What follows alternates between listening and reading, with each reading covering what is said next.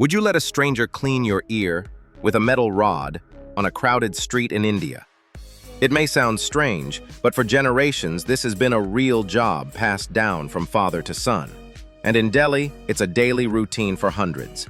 They're called Khan Saf Karne Wale, literally the ear cleaning men. Sitting under the sun with nothing but a box of tools, they offer quick, painless, and surprisingly satisfying ear cleaning to anyone who walks by.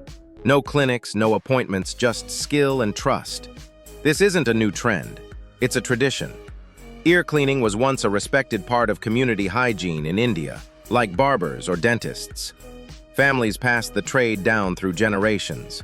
Some say their grandfathers worked under the British Raj doing the same job. It was and still is a personal service rooted in trust. A typical day starts early. He finds a good spot, often near a market or temple. He opens his kit: long steel picks, cotton, oils, and antiseptic powder. Some even carry handwritten receipts from loyal customers. A client approaches. No small talk. He tilts their head, inspects, and begins. The entire process takes 5 to 10 minutes. Quick, efficient, and oddly satisfying. The tools may look primitive, but they're effective.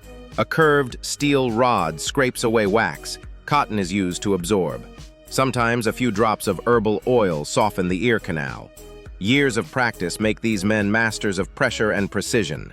But it's not always clean work. Without formal licenses, many ear cleaners are seen as unauthorized. Some cities push them out or arrest them. A single mistake, a scratch too deep, can cause infection or worse. And yet many say it's safer and more satisfying than cotton swabs. My name is Rajendra. My father did this, his father too.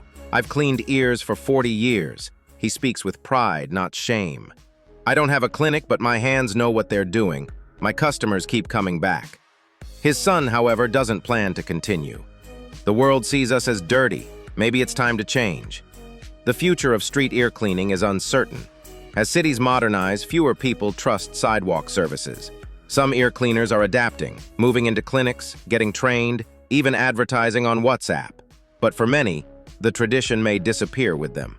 From generation to generation, from ear to ear, these men shaped a profession built on trust and precision. So, would you let someone like Raj clean your ears? Let us know in the comments, and stay tuned for the next strange job story.